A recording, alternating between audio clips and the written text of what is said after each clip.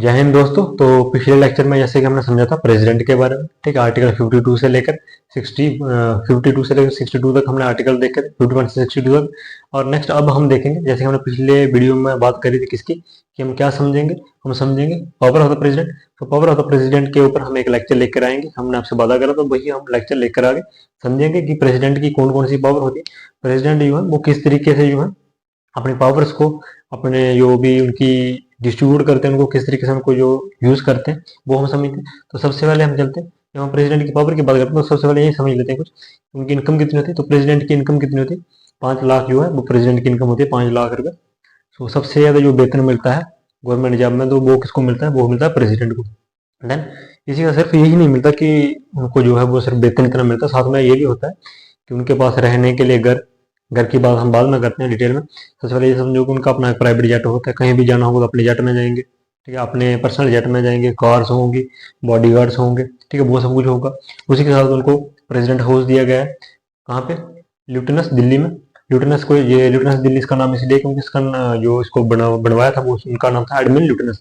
तो एडमिन ल्यूटेनस ने इसको बनाया, इसलिए इसका नाम रखा गया ल्यूटेनस दिल्ली।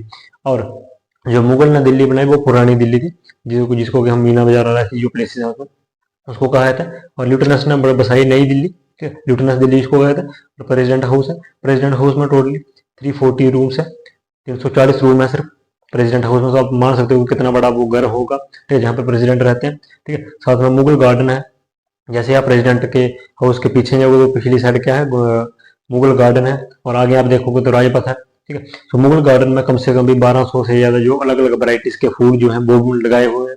तो सोच सकते हो कि कितनी सुविधाएं उनको मिलती है। देन राजपथ हुआ, राजपथ जो है वो फ्रंट जहाँ से कि कहाँ पे प्रेसिडेंट के हाउस में जाते हैं उस रास्ते को बोलते हैं राजपथ। सो राजपथ उसको बोलते हैं। देन जब हम प्रेसिडेंट के हाउस से देखते हैं तो प्रेसिडेंट के हाउस के सामने दो ब्लॉक दिखाई देते हैं, दो बिल्डिंग्स, जिनको बिल्डिंग भी बोले, बहुत सारी बिल्डिंग्स हैं वहाँ पे, ठीक है, वो दिखाई देती है। एक नॉर्थ ब्लॉक और एक है साउथ ब्लॉक। नॉर्थ ब्लॉक और साउथ ब्लॉक दोनों में एक साइड क्या है, अगर आप देखोगे तो जो राइट से लेफ्ट साइड है वहां पे आप देखोगे तो पार्लियामेंट है हमारा, ठीक है, जो नया बना या फिर पुराना, दोनों ही पार्लियामेंट वहां पे है। और वहीं अगर राइट साइड देखोगे तो आपके पास जो ब्लॉक्स हैं, जैसे कि होम मिनिस्ट्री होगी, डिफेंस मिनिस्ट्री होगी, तो उनका पूरा स्टाफ और जो होम मिनिस्टर या फिर डिफेंस मिनिस्टर वो वहां पे बैठते हैं, ठीक है। वो वहां से देखा जा सकता है, ठीक है, कहाँ से, जो प्रेसिडेंट का हाउस है वहां से। देन हम देखते हैं, अब चलते हैं पावर्स पे। ये तो हमने समझ लिया कि क्या उनकी जो सुविधाएं होती हैं वो दी जाती है। बाकी की सुविधा तो आपको पता ही होगा कि जैसे कि उनका इतने सारे बॉडी गार्ड्स है, जैसे कोई दिए तो खाने के लिए वो सब जो चाहे वो मंगवा सकते हैं, हर चीज की। पावर्स देखते हैं, मिलिट्री की पावर जैसे देखते हैं। तो मिलिट्री की बात करें हम, जब किसी प्रेसिडेंट में मिलिट्री की बात करते हैं ना जब, तो प्रेसिडेंट जो है वो ऑफिशियल हेड है किसके, आर्मी के। जो मेन हेड जो आर्मी के बोल रहे हैं, ठीक है, पूरी जो आर्मी नेवी और एयरफोर्स के जो मेन हेड है वो कौन है, प्रेसिडेंट है। हमें लगता है कि डिफेंस मिनिस्टर शायद जो मेन हेड होंगे, डिफेंस मिनिस्टर फैसला लेते हैं, लास्ट जो साइन है, आर्मी जो लड़ती है वो किसके बिहाफ पे, प्रेसिडेंट के बिहाफ से। जब तक प्रेसिडेंट नहीं चाहेंगे कहीं भी जो लड़ाई होगी वो नहीं हो सकती। तो प्रेसिडेंट जो है मेन हेड है, उनके नीचे डिफेंस मिनिस्टर, और उनके नीचे सीडीएस, और उनके नीचे हमारी जो तीनों सेनाएं हैं, आर्मी, नेवी और एयरफोर्स। पहले ऐसा नहीं हुआ था, 2016 में इसको चेंज किया गया, सीडीएस को ऐड किया गया। उससे पहले सीडीएस नहीं होते थे, और सीडीएस ना होने का जो मेन रीजन इसलिए सीडीएस को ऐड किया गया क्योंकि कूप देखा था। कूप क्या होता है, जब आर्मी जो है वो देश का शासन चलाने लगती है, जैसे कि पाकिस्तान में देखते हैं, म्यांमार में देखते हैं। तो म्यांमार पाकिस्तान में क्या हो, कूप हुआ। कूप जैसे कि अगर म्यांमार की बात करें तो वहाँ पे जो मेन जो भी शासन जो चला रही है वो कौन, आर्मी चला रही है। तो उससे बचने के लिए सीडीएस को लाया गया। सीडीएस जो है वो मेन हेड नहीं है, सिर्फ सलाह के लिए इनका काम है, सलाह देना, ठीक है। तीनों इनको एक साथ जोड़ के रखना, क्योंकि अगर कहीं पे युद्ध होता था तो आर्मी को सपोर्ट चाहिए होती थी, एयरफोर्स की या फिर नेवी की, ठीक है। अगर कहीं पोर्ट्स पे अगर युद्ध हो रहा है, ठीक है, बंदरगाह पे, तब नेवी की जरूरत होगी। अगर कहीं सेंटर में युद्ध हो रहा होगा तो एयरफोर्स की जरूरत होगी। तो कैसे पता चलेगा आर्मी को, क्योंकि आर्मी वाले आज कॉल करेंगे और एयरफोर्स वाले कल पहुंच रहे हैं, और तब तक पता चला कि जो आर्मी वाले हैं वो तो शहीद हो गए। तो उसको देखते हुए एयरफोर्स के लिए एक हेड रखा गया, सीडीएस। सीडीएस पद बनाया गया किसके लिए, कि वो एडवाइस करे कि किसको कहाँ जरूरत है, किस तरीके से वो होगी। और ये मेन हेड नहीं है, और ये इन तीनों पे नजर रखेंगे, ठीक है। और जब ये मेन हेड है ही नहीं तो चांस ही नहीं कि ये कूप का वो करे, क्योंकि इनके हाथ में तो पावर ही नहीं है, मेन पावर तो डिफेंस मिनिस्टर के हाथ में। ये तो सिर्फ क्या करेंगे, सलाह देने के काम आएंगे कि यहाँ पे इस चीज की जरूरत है, ठीक है। और आर्मी और नेवी और एयरफोर्स तो वो कर ही नहीं सकते, क्योंकि इनके ऊपर पहले एक हेड है जो उनकी निगरानी कर रहा है, वो है सीडीएस, ठीक है। तो आर्मी, नेवी और एयरफोर्स, और प्रेसिडेंट जो है वो मेन हेड है, जो कि इन तीनों सेना के जो मिलिट्री के जो मेन हेड है वो कौन है, प्रेसिडेंट। और प्रेसिडेंट जो है उनके बिहाफ पे जो है सेना वो लड़ती है। देन हम नेक्स्ट देखते हैं पॉलिटिकल पावर। पॉलिटिकल पावर की बात करें तो जैसे कि आईपीएस हो गया, आईएफएस हो गए, वो सब किसके द्वारा चुने जाते हैं, मतलब यूपीएससी तो उनको चुनता है, बट मेन वो किसके बिहाफ पे काम कर रहे हैं, वो प्रेसिडेंट के बिहाफ पे। वो रिपोर्ट किसको सेंड करेंगे, प्रेसिडेंट को करेंगे। जो उनका जो पासपोर्ट होगा, जो इंडिया का जो पासपोर्ट है, कि हमें, मुझे अगर दुबई जाना हो तो किसके पासपोर्ट पे जाऊंगा मैं, मेरा पासपोर्ट तो होगा बट उस पर साइन किसके होंगे, प्रेसिडेंट के होंगे। तो मैं किसके बिहाफ पे जा रहा हूँ, मैं प्रेसिडेंट के बिहाफ पे जा रहा हूँ। जैसे आईएफएस हो गए, इंडियन फॉरेन सर्विस, तो वो किसी और देश में रहते हैं, हमारी एम्बेसीज होती हैं, ठीक है, किसी और देश की हमारे देश में एम्बेसीज होती हैं, तो हमारी एम्बेसी जो चलती है वो किसके बिहाफ पे चलती है, उनको जो मेन गवर्न कर रहा है वो कौन कर रहा है, प्रेसिडेंट कर रहा है। तो प्रेसिडेंट के पास वो भी पावर है। एजुकेशन पावर की बात की जाए तो जितनी भी सेंट्रल यूनिवर्सिटी है, जैसे कि दिल्ली यूनिवर्सिटी होगी, तो ऐसी बड़ी बड़ी जो यूनिवर्सिटी है उनके हेड कौन है, वो प्रेसिडेंट है। प्रेसिडेंट जो हेड है किसके, सेंट्रल यूनिवर्सिटी, जितनी भी सेंट्रल यूनिवर्सिटी, सीयू जिनको कहते हैं, ठीक है, तो सीयू के हेड कौन है, सेंट्रल यूनिवर्सिटी के हेड प्रेसिडेंट है। और अगर वही बात करें स्टेट की जो यूनिवर्सिटीज होती है, जैसे कि मैं जम्मू से हूँ, तो जम्मू यूनिवर्सिटी जो है, तो उसके जो चांसलर होंगे वो कौन होंगे, गवर्नर होंगे। फिलहाल अभी गवर्नर नहीं है तो एलजी होंगे, ठीक है, लेफ्टिनेंट गवर्नर, क्योंकि ये केंद्र शासित प्रदेश है तो एलजी होंगे, ठीक है। सो इस तरीके से जो एजुकेशन के हेड होंगे वो भी कौन होंगे, प्रेसिडेंट होंगे। देन हम देखते हैं कुछ लेजिस्लेटिव पावर। लेजिस्लेटिव पावर में हम देखें तो लेजिस्लेटिव पावर क्या होती है, फॉर एग्जाम्पल कि लेजिस्लेचर में जब हम बात करते हैं तो लेजिस्लेचर का काम है कानून बनाना, और एग्जीक्यूटिव का काम था कानून को फॉलो करना, और जुडिशरी का काम है वो चेक करना कि वो सही से फॉलो हुआ है कि नहीं हुआ। तो लेजिस्लेचर का काम क्या है, बनाना बिल, तो जो भी कानून बनेगा वो कौन बनेगा, लेजिस्लेचर बनेगा। तो लेजिस्लेचर का काम है मेनली बिल बनाना। तो बिल बनाने के लिए, बिल तो अपना जैसे कि पार्लियामेंट से आपने पास कर लिया, बट उसके मेनली साइन कहाँ होंगे, लास्ट में जाकर प्रेसिडेंट के पास। तो जितने भी बिल एक्ट बनते हैं, ठीक है, बिल जब एक्ट बनते हैं तो वो किसके उससे साइन से बनते हैं, वो बनते हैं प्रेसिडेंट के। लास्ट साइन किसके होते हैं, प्रेसिडेंट के। तो जब तक प्रेसिडेंट के साइन ही नहीं होंगे तो बिल कैसे बनेगा। तो प्रेसिडेंट के पास तीन पावर है कि वो साइन करना चाहते हैं नहीं। सबसे पहले सस्पेंडिव बिटो। सस्पेंडिव बिटो का क्या मतलब, फॉर एग्जाम्पल कि पार्लियामेंट में एक बिल पास हुआ और वो लेके गए प्रेसिडेंट के पास, और प्रेसिडेंट उसको नहीं पास करना चाहते, उनको लग रहा है इसमें कुछ गड़बड़ है, तो वो क्या करेंगे, उसको सस्पेंड कर देंगे और वापिस भेज देंगे। और जब वापिस भेजेंगे, जब दूसरी बार फिर से अगर वही बिल प्रेसिडेंट के पास आए, तो प्रेसिडेंट बाध्य है, उनको साइन करना ही होगा, वो चाहे ना चाहे उनको प्रेसिडेंट को साइन करना ही पड़ेगा, वो ना नहीं कर सकते फिर। उसको कहते हैं सस्पेंडिव बिटो। दूसरी आती है पॉकेट बिटो। पॉकेट बिटो में क्या है, मेनली जो भी बिल बनाया जाएगा उसे क्या करेंगे, जो प्रेसिडेंट है वो पॉकेट में, मतलब अपने ही उधर रख लेंगे, टेबल पे रख देंगे, और ना उसे वापिस भेजेंगे ना ही पास करेंगे। और वापिस भेज देंगे तो दूसरी बार अगर फिर से वो लेकर आए तो अभी तो करना ही पड़ेगा, क्योंकि वो तो प्रावधान है कि अगर दूसरी बार बिल आया तो आपको पास करना ही होगा। तो वो क्या करेंगे, उसको वापिस ही नहीं भेजेंगे, अपने टेबल पे रखेंगे, ना ही उसको साइन करेंगे और ना वापिस भेजेंगे। उसको कहते हैं पॉकेट बिटो। ये 1986 में एक बार लाया गया, ठीक है, 1986 में इंदिरा गांधी के टाइम पे, ठीक है, जब कि ज्ञानी ज्ञान सिंह जोगी प्रेसिडेंट थे, ठीक है। तो जो बिल था वो था डार्क बिल पे, तो इस पे उन्होंने क्या करा, बिटो पावर जो है वो लगाई गई, और इस जो पहली बार जो बिटो जो पॉकेट बिटो है वो यूज की। एक होती है टर्मिनेट बिटो। टर्मिनेट बिटो जो है वो इंडिया में मेनली यूज नहीं किया था, पहले हुआ करता था, अभी टर्मिनेट बिटो जो है वो मेनली यूज नहीं होता, क्योंकि प्रेसिडेंट जो है वो उसी पार्टी के द्वारा चुने हुए होंगे, और अगर पार्टी के द्वारा चुने हुए होंगे तो जाहिर सी बात है कि पार्टी जो चाहेगी वही उनको करना पड़ेगा। तो टर्मिनेट बिटो जो है वो यूजली यूज टर्मिनेट बिटो है कि उसको रद्द करना। अगर किसी ने बिल पास करा तो उसको रद्द कर दिया कि फाड़ देना, मुझे ये हो ही नहीं सकता, यहाँ चांस ही नहीं है हम इसको पास करेंगे। तो ऐसा किया नहीं जाता मेनली इंडिया में। और इन इमरजेंसी में, जब इमरजेंसी हो तो पार्लियामेंट तो होगी नहीं, जब कंट्री में इमरजेंसी लगी होगी, नेशनल इमरजेंसी, तो पार्लियामेंट होगा नहीं, और पार्लियामेंट ही नहीं होगा तो बिल वो बनाएगा नहीं, तो बिल बनाएगा नहीं तो पास कैसे होगा। उस टाइम पे जो करंट गवर्नमेंट होती है वो कुछ बिल बनाती है बिना पार्लियामेंट में पास किए, डायरेक्ट किससे साइन करवा लेती है, प्रेसिडेंट से। तो उस टाइम पे जो पावर है वो भी किसके पास है, प्रेसिडेंट के पास है, वो डायरेक्ट क्या होता है, बिल को पास कर सकता है। और जैसे इमरजेंसी हटेगी, इमरजेंसी हटने के 42 डेज के अंदर वो बिल पास करवाना होगा। अगर आप 42 डेज के अंदर अगर आप वो बिल पास नहीं करवा पाते पार्लियामेंट में इमरजेंसी के हटने के बाद, तब वो बिल जो है वो एबलिश कर दिया जाएगा, और अगर कर लेते हो तो वो बिल आगे चलेगा जिस तरीके से वर्क रहेगा। नेक्स्ट हम देखते हैं, इतने तक हमने देखा। उसके बाद हम देखते हैं पांचवी एग्जीक्यूटिव पावर। एग्जीक्यूटिव पावर जैसे कि हमने देखा लेजिस्लेटिव पावर होती है, सेम एग्जीक्यूटिव पावर होती है। जैसे कि आईएएस, आईपीएस और आईआरएस जितने भी जो बड़े ओहदे हैं उनकी जो ट्रांसफर होगी वो किसके द्वारा, प्रेसिडेंट की होगी।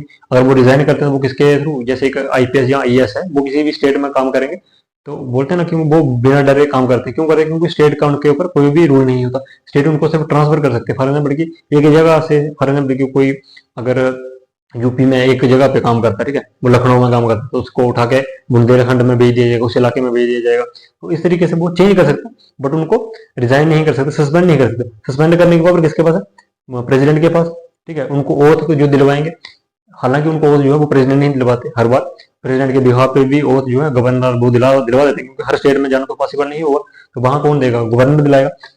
बट वो किसके हाथ में, किसके बिहाफ पे, प्रेसिडेंट के बिहाफ पे। रिजाइन नहीं करेंगे वो, किसको, प्रेसिडेंट को करेंगे, ओथ करेंगे ट्रांसफर, उनके ट्रांसफर एक स्टेट से दूसरी स्टेट में होगी, तो किसके थ्रू होगी, प्रेसिडेंट के थ्रू। देन कुछ स्पेशल पावर्स होती है। स्पेशल पावर जैसे हमने देखा उनका जो हमने यहाँ पे देखा कि उनको 5 लाख रुपए जो सैलरी मिलती है उस पर टैक्स नहीं आता, स्पेशल पावर में आता है। कोई भी टैक्स उन पर नहीं लगाया जाएगा, उनके ऊपर कोई भी केस नहीं फाइल किया जाएगा, क्योंकि अगर ये राजा के ऊपर ही केस फाइल कर दोगे तो प्रजा का क्या होगा, उनको जेल में नहीं डाला जा सकता, क्योंकि अगर जेल और उसमें डालेंगे भी तब भी वो छूट जाएंगे। किस तरीके से छूटेंगे हम उसको समझते हैं। उसके बाद डिस्क्रिप्शन। डिस्क्रिप्शन क्या होता है, फॉर एग्जाम्पल कि बहुत सारी पार्टीज जब इलेक्शन में पार्टिसिपेट करती हैं तो क्या होता है कि मान लो कि 3 पार्टीज हैं, ए बी सी और डी। टोटल हमें चाहिए होती है 271 सीट्स, किसके लिए, जीतने के लिए। मान लो कि ए के पास 125 सीट्स हैं, बी के पास 130 सीट्स हैं, सी के पास 74 सीट्स हैं और डी के पास 210 सीट्स हैं।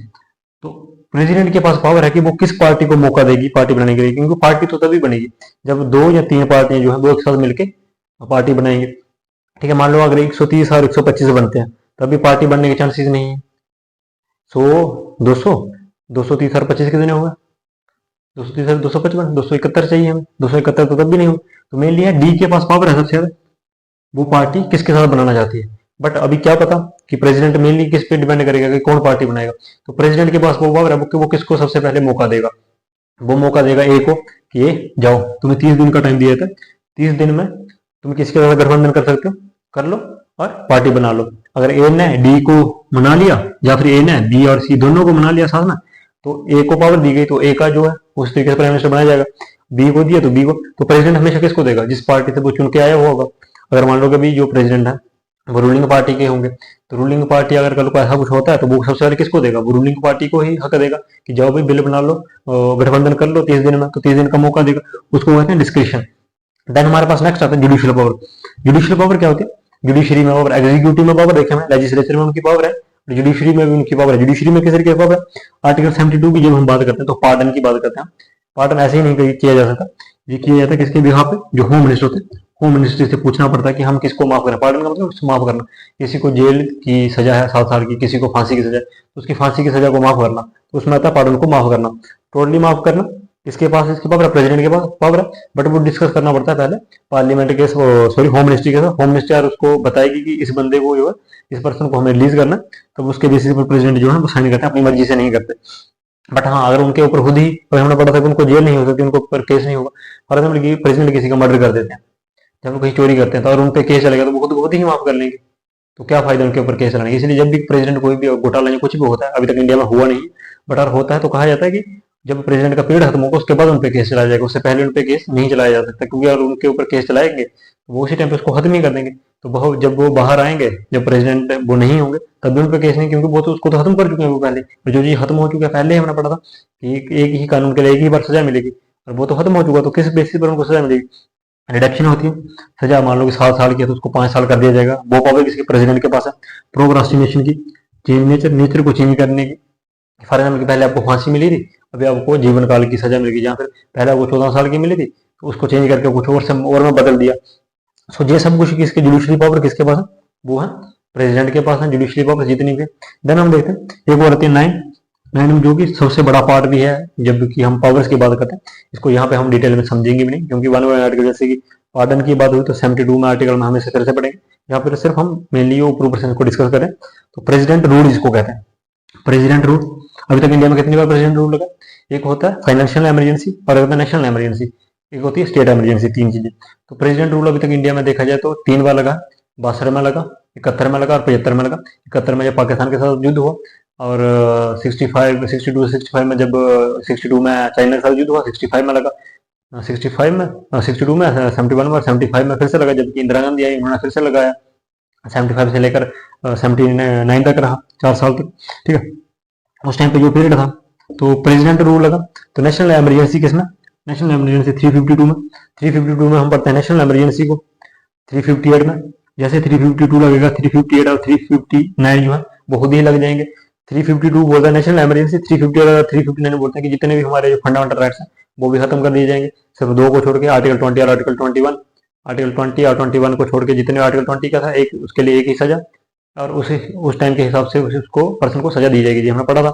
और 21 में लिबर्टी और एजुकेशन की चर्चा जिसमें करेंगे, तो वो भी उनको छोड़ के बाकी जितने भी आर्टिकल होंगे वो समाप्त हो जाएंगे, हमारे कोई भी फंडामेंटल राइट्स नहीं रहेंगे। ठीक है, स्टेट इमरजेंसी 356, 365 और 355 में स्टेट इमरजेंसी होती है। स्टेट इमरजेंसी कब लगती है कि जब फॉर एग्जाम्पल कहीं स्टेट में जो है वो व्यवस्था सही से नहीं चल रही है, या फिर गवर्नमेंट जो सेंट्रल गवर्नमेंट के खिलाफ जो है वो स्टेट गवर्नमेंट काम कर रही है, या फिर दंगे बहुत ज़्यादा बढ़ गए हैं और उनको कंट्रोल करना स्टेट के बस में नहीं है, या फिर स्टेट फाइनेंशियली डूब रहा है, तब वहां पर क्या स्टेट इमरजेंसी लगाई जाती है। एक होती है फाइनेंशियल इमरजेंसी।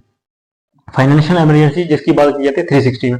फाइनेंशियल इमरजेंसी अभी तक इंडिया में नहीं लगी है। ठीक है, एक बार पीरियड आया था जब मनमोहन सिंह और हमारे जो प्राइम मिनिस्टर नरसिम्हा राव थे उनके पीरियड में, जबकि हमारे पास 15 दिन का जो कि हमारी जो सेविंग थी बाहर से निवेश करवाने की वो बची हुई थी। लेकिन हालांकि ये फाइनेंशियल इमरजेंसी लगी नहीं, 15 दिन के उसमें भी उन्होंने वो सब कुछ सही कर लिया था। ठीक है, और इसके लिए तो हमें उनका शुक्रगुजार होना चाहिए कि उन्होंने उस टाइम कठिन पीरियड में भी देश को उस मुसीबत से निकाला। तो फाइनेंशियल इमरजेंसी 360 में हम फाइनेंशियल इमरजेंसी समझते, वो भी कौन, प्रेसिडेंट के हाथ में होता है। तो हमने जितनी भी पावर समझी, प्रेसिडेंट की पावर समझी, उनका वेतन कहाँ वो रहते हैं। ठीक है, रही बात प्रेसिडेंट हाउस और इन सब चीज़ों की, तो हम अभी डिजिटल बोर्ड नहीं है हमारे पास, नहीं तो हम आपको उस पर बता देते हैं। ठीक है, बट होपफुली आपको समझ आया होगा जितना हमने समझाया आपको, पावर्स बताई प्रेसिडेंट की और नो टाइप की हमने पावर्स देखी। और रही बात इनको जो डिटेल में हम समझेंगे कि जैसे कि पार्डन के बारे में, इमरजेंसी के बारे में, लेजिस्लेचर के बारे में, एग्जीक्यूटिव के बारे में, आईपीएस आईएफएस के बारे में, वो हम डिटेल में समझेंगे। जब हम यूपीएससी में जाएंगे तो इनको भी समझेंगे। ठीक है, और जब इमरजेंसी में जाएंगे तो इमरजेंसी वाले क्वेश्चन को समझेंगे डिटेल में। तो आज के लिए इतना रखते हैं पावर ऑफ द प्रेसिडेंट। तो होपफुली आपको समझ आया होगा जितना भी हमने पढ़ाया। ठीक है, नेक्स्ट वीडियो में हम देखेंगे वाइस प्रेसिडेंट आर्टिकल जो हमारे नेक्स्ट 62 से आगे हैं। ठीक है, उन्हें समझेंगे। तो आज के लिए इतना रखते हैं। जय हिंद, जय भारत।